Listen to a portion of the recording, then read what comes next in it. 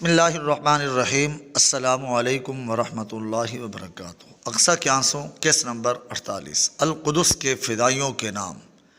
یہ 8 دسمبر 1987 عیسوی بروز منگل کی ایک یخ بستہ شام کا ذکر ہے۔ فلسطین میں زبردست سردی پڑ رہی تھی، سڑکیں سر شام سنسان ہو گئی تھیں اور لوگ جلد از جلد اپنے ٹھکانوں پر پہنچ جانا چاہتے تھے تاکہ آگ کے سامنے بیٹھ کر شعلوں کی تپش کو جسم کی رگوں میں اتار دیں اور ہڈیوں میں اترتی سردی سے چھٹکارا پا سکیں۔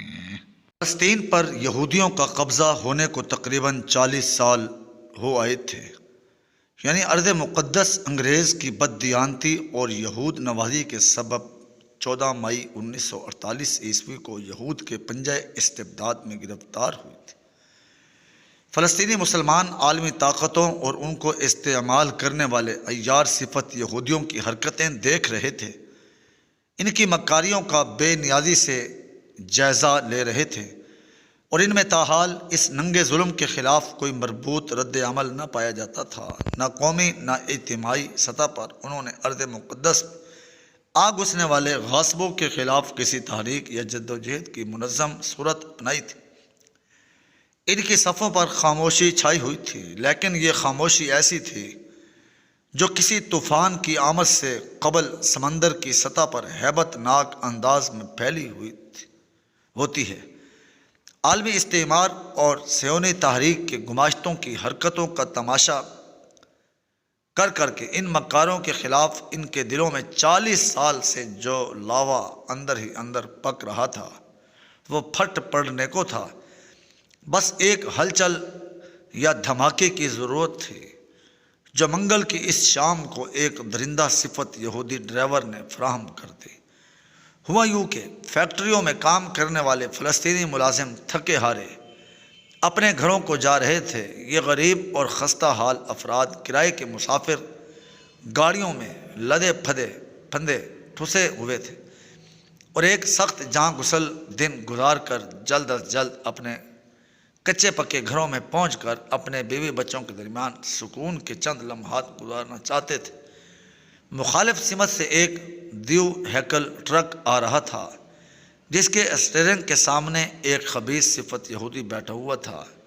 چونکہ یہودیوں کو آج تک ان کے خونریز کارروائیوں کا کوئی جواب نہ ملا تھا، اس لیے یہ شیر ہو گئے تھے۔ کمینہ صفت لوگوں کی یہ خصلت ہوتی ہے کہ وہ کمزور پر شیر بن جاتے ہیں اور طاقتور کے سامنے بھیگی بلی، جبکہ شریف آدمی طاقت کا بے جا مظاہرہ کرنے والوں کے سامنے تو ڈٹ جاتا ہے اور اس کا سر نیچا کرنے تک اپنا سر تانے رکھتا ہے، مگر اپنے سے کم تر لوگوں کی جلی کٹی بھی ہنس کر سن لیتا ہے، اور ان پر ہاتھ اٹھانا تو کجا، جواب دینا بھی بلند ہمتی سے کم درجے کی بات سمجھتا ہے۔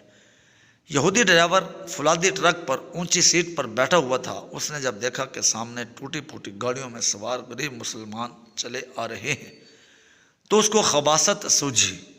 یہ بدبخت جان بوجھ کر ٹرک کو مخالف سمت میں لے گیا اور ان گاڑیوں پر چڑھا ڈالا۔ مسافر گاڑیاں دیو ہیکل ٹرک کی زوردار ٹکر سے کھلونوں کی طرح چکنا چور ہو گئیں۔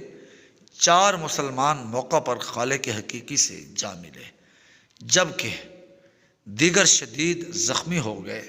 بات سنگین تو تھی لیکن اتنا آگے نہ بڑھتی جتنا کہ اسرائیلی حکام کے تعصب نے بڑھا دی۔ انہوں نے جائے وقوع پر پہنچ کر ڈرائیور کو اسرائیلی خفیہ ایجنسیوں کی گاڑی میں بٹھایا اور موقع سے غائب کروا دیا۔ ان کے خیال میں انہوں نے ہوشیاری سے کام لیا تھا، لیکن در حقیقت ان کی یہ حرکت ان کے لیے خودکشی کے مترادف ثابت ہوئی، اور اس سری جانبداری نے فلسطینی مسلمانوں کے دل میں بڑھتے ہوئے غم غصے کے لاوے کو تیلی دکھا دی، اور ان میں سے کسی کے دل میں بھی اب تک یہودی غاصب حکومت کی طرف سے کسی انسانیت کی توقع تھی بھی تو ختم ہو گئی، اور دشمن کے ہاتھوں مرنے کی بجائے اسے مارو یا عزت سے مر جاؤ کا فیصلہ کر کے میدان عمل میں نکل آئے۔ اس دن یہودی ڈرائیور تو محفوظ مقام پر پہنچ گیا تھا، لیکن اپنے پیچھے وہ آگ لگا گیا تھا جس نے یہودیوں کا چین سے جینا دو بھر کر دیا تھا۔ اس نے مسلمانوں کو اپنے لہو سے ایسی آگ بھڑکانے پر مجبور کر دیا جو غاصب یہودیوں کی مکاری کا جواب بن جائے اور انہیں ارض مقدس پر قبضے کو ہضم نہ کرنے دے۔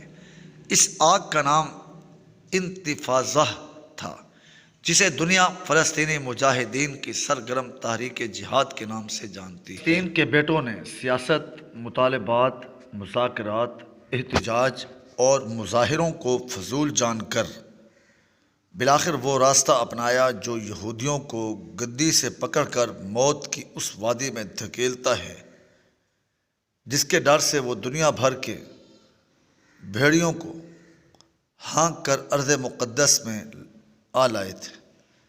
انتفاضہ کی تحریک کا پہلا شہید حاتم السیسی تھا۔ اس کے بعد فلسطین کے فدائیوں نے اس چراغ کو اپنے لہو سے روشن کر رکھا ہے اور ایثار و قربانی کی دنیا میں انہوں نے ایسی ایسی قندیلیں جلائی ہیں جو رہتی دنیا تک آزادی و حریت کے متوالوں کے لیے مشعل راہ کا کام دیتی رہیں گی۔ تاریخ انتفاضہ اگرچہ دیر سے شروع ہوئی لیکن اس نے کام ہر پہلو سے کیا۔ یہ فقط غاصبوں پر جا برسنے کی دعوت نہ تھی بلکہ اس میں نوجوانوں کی اصلاح، انہیں دین کی حقیقت سمجھنے، اس پر عمل پیرا ہونے اور اس کے لیے ہر طرح کی قربانی دینے کے لیے ذہن سازی کے مربوط عمل کو ملحوظ خاطر رکھا گیا تھا۔ چنانچہ جو خوش نصیب نوجوانوں نے اس سے وابستگی پیدا کی انہوں نے اپنے عہد کو اس شاندار انداز سے نبھایا کہ آج عالمی لغت میں اعلیٰ مقصد پر فدا ہونا اور حماس کا نظریاتی فدائی مجاہد ہونا ہم معنی الفاظ سمجھے جاتے ہیں۔ واضح رہے کہ حماس کے ابتدائی مخلص رہنماؤں اور کارکنان کی شہادت و گرفتاری کے بعد بقیت السلف اپنے نظریات، عقائد اور منہج سے منحرف ہو گئے۔ اب وہ ایک جمہوریت سے وابستہ پارٹی بن چکی ہے جس کے کارندے مخلص مجاہدین کو پکڑ کر تشدد کرتے ہیں اور پابند سلاسل کرتے ہیں۔ ناقل بعض لوگوں کو اشکال رہتا ہے کہ فلسطینی فدائین کے ان حملوں سے حاصل وصول کیا ہوتا ہے، الٹا مسلمانوں پر صہیونی تشدد بڑھ جاتا ہے۔ لیکن اس موقع پر یہ بات یاد رکھنی چاہیے کہ صہیونیوں کا تشدد فدائی حملوں کے آغاز سے پہلے اس سے بھی زیادہ تھا۔ اب ان کو انتقامی کارروائیوں کا خطرہ بے دھڑک ظلم سے روکے رکھتا ہے اور مسلمان آبادیوں پر کارروائی کے لیے آنے والے فوجی گھبراتے ہیں کہ ان پر کوئی اندیکھا حملہ نہ ہو جائے۔ پچھلے دنوں اخبار میں خبریں آ چکی ہیں کہ اسرائیلی فوجیوں کے ایک گروپ نے مسلم آبادیوں میں ڈیوٹی دینے سے انکار کر دیا تھا اور اب ان فوجیوں کو خصوصی مراعات دی جاتی ہیں جو بنی اسرائیل کے بندروں کی یہودی ریاست کے تحفظ کے لیے جان جوکھوں میں ڈال کر ان آبادیوں میں ڈیوٹی کے لیے ہمت باندھتے ہیں، جہاں ہر لمحے انہیں مسلمان نوجوانوں کی عقابی نظروں کا نشانہ بننا پڑتا ہے۔ اس سے پہلے تو انہوں نے ایک طرفہ میدان مار رکھا تھا اور نہتے شہریوں پر بلا جھجک دل دہلا دینے والے ظلم کے خوفناک کوڑے برساتے تھے۔ دیر یاسین کا واقعہ اس کی بدترین مثال ہے۔ یہ واقعہ 9 اپریل 1948 یعنی اسرائیلی ریاست کے قیام سے صرف 1 مہینہ پہلے پیش آیا تھا۔ اس زمانہ میں خفیہ صہیونی ایجنسیوں نے ہر طرف دہشت برپا کر کے مسلمانوں کو ان کے گھروں سے نکالنے اور یہودیوں کو ان کی جگہ بسانے کے لیے سفاکیت کی انتہا کر دی تھی۔ انگریزوں کے ناک تلے، جی ہاں، انہیں انگریزوں کے ناک تلے جن کے دیش میں پہنچ جانے کو آج مسلم نوجوان اپنی زندگی کی معراج سمجھتے ہیں اور اس منافق قوم کی زیادتیوں کو بھلائے بیٹھے ہیں۔ یہودیوں کو ہر طرح کے ہتھیار پہنچ رہے تھے اور وہ نہتے مسلمانوں کی بستیوں پر چھاپے مار کر بہادری کی داستانیں رقم کر رہے تھے۔ انگریزی قانون صرف مسلمانوں کے لیے تھا جو انہیں ہتھیار رکھنے اور ظلم کی مدافعت سے روک رہا تھا۔ البتہ برطانوی حکومت جان بچا کر کہیں نکل جانے والے مسلمانوں کو نقل مکانی کی سہولتیں فراہم کرنے میں بڑی فراخ دلی کا مظاہرہ کر رہی تھی۔ یہ فلسطینی مسلمان پڑوسی ممالک میں در بدر کی جو ٹھوکریں کھا رہے تھے، ان کی ایک جھلک آپ آنے والے اے بنی اسرائیل نامی مضمون میں دیکھ سکتے ہیں، جو پاکستان کے ایک مشہور ادیب جناب قدرت اللہ شہاب کی خود نوشت سوانح حیات سے دیا گیا۔ اس زمانے میں مسلمانوں پر جو مظالم کیے گئے اسے ایک مغربی مصنف آرنلڈ ٹائن بی نے اپنی کتاب اے اسٹڈی آف ہسٹری میں نقل کیا ہے، اور اس بات پر حیرت کا اظہار کیا ہے کہ دنیا بھر میں مظلومیت کا ڈھنڈورا پیٹنے والے یہودیوں کے یہ مظالم تو جرمن نازیوں کے ان مظالم سے بھی زیادہ تھے، جس کا مزہ انہوں نے تازہ تازہ چکھا تھا۔ 9 اپریل مگر پھر بھی باز نہ آئے تھے کہ رات دیر یاسین کے مکینوں کو کبھی نہ بھولے گی، جب مسلح یہودی ان کی بستیوں پر چڑھ آئے اور ایسی ننگ انسانیت کارروائیاں کیں جو کوئی ایسی قوم نہیں کر سکتی جس میں شرافت اور اخلاق کی ذرا سی بھی رمق موجود ہو۔ ان ظالموں نے مسلمان نوجوانوں اور مردوں کو گھروں سے نکال کر بے دریغ شہید کیا، یعنی یاد رہے اس بستی کے کسی شخص نے کسی یہودی کو قتل یا اس پر حملہ نہ کیا تھا، مگر پھر بھی ان کے خلاف وہ کچھ ہوا جو انسانوں کو لرزا دیتا ہے۔ یہ فدائی حملوں کی برکت ہے کہ یہودی پہلے سے زیادہ طاقتور ہیں، مگر کم از کم ایسی حرکت آج وہ سوچ بھی نہیں سکتے۔ بچیوں اور عورتوں سے جو سلوک کیا گیا اس سے حیا کی پیکر ان شریف زادیوں کی چیخوں سے آسمان ہلا جاتا تھا، مگر سنگ دل یہودیوں پر اس دن شیطنت سوار تھی۔ وہ انہیں زبردستی ہنکاتے تھے، چلنے پر مجبور کرتے تھے، ان کا مذاق اڑاتے تھے اور ان کے گرد اسلحہ لہرا کر کہے لگاتے تھے۔ وہ دن اس بستی والوں کے لیے قیامت سے کم نہ تھا۔ ان کا کوئی قصور نہ تھا، مگر ان کو جرم ضعیفی کی ایسی سزا دی جا رہی تھی جس کا تصور بھی انسان کو لرزا دیتا ہے۔ افسوس کہ آج تک ان مظالم کا صحیح انتقام نہیں لیا جا سکا ہے، اور یہودیوں کا یہ قرض روئے زمین پر بسنے والے ہر مسلم نوجوان کے ذمہ باقی ہے۔ یہودی چاہتے تو ان سب عورتوں کو ان کے مردوں کی طرح شہید کر سکتے تھے، مگر اس سے ان کی ناپاک فطرت کی تسکین نہ ہوتی تھی۔ وہ ان عورتوں، بچیوں، بوڑھوں پر امریکہ اور برطانیہ کے دیے گئے اسلحے سے دہشت بٹھانا چاہتے تھے۔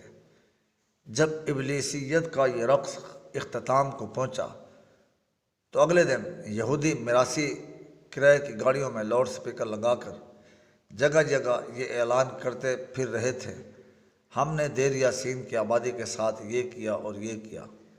اگر تم یہ نہیں چاہتے کہ تمہارے ساتھ یہی کچھ ہو تو یہاں سے نکل جاؤ۔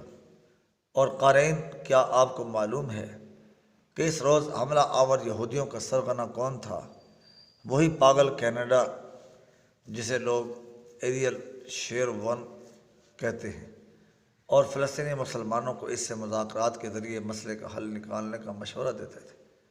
اس بدتینت شخص نے اس شرمناک کارروائی کی تکمیل کی اطلاع پا کر اپنے کارکنوں کی حوصلہ افزائی کرتے ہوئے کہا تھا، تم نے آج تاریخ رقم کی ہے۔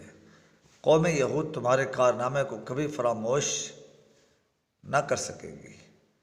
فلسطینی مسلمانوں کے پاس اپنی بے بسی کا کوئی علاج نہ تھا، اور بنی اسرائیل کے ملعون بھیڑیے ظلم و ستم کی تاریخ یوں ہی رقم کرتے رہتے۔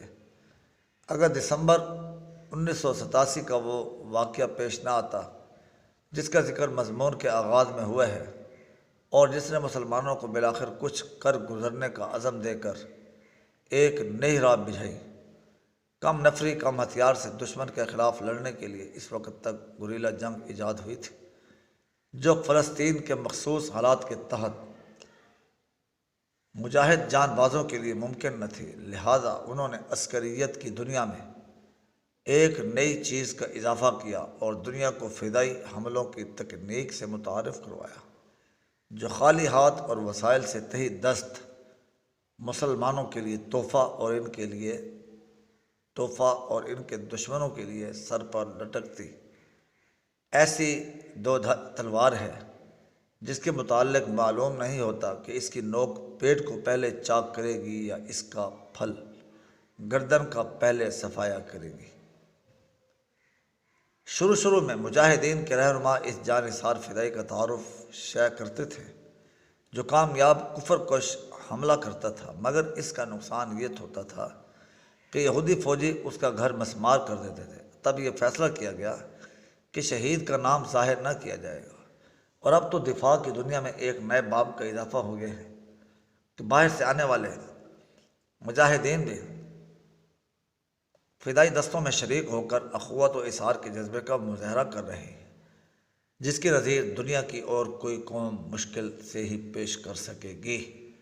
قربانیوں اور جنت کی بلندیوں کی طرف یہ سفر جاری ہے، اور خوش نصیب آگے بڑھ کر اپنی پاک جانوں کا نذرانہ اس مقدس مشن کے لیے پیش کرتے رہیں گے، جس کی تکمیل بالآخر حضرت عیسیٰ علیہ السلام اور حضرت مہدی کے مبارک ہاتھوں سے ہوگی۔ القدس کے فدائیوں، تمہیں یہ اعزاز مبارک ہو۔ جاری ہے۔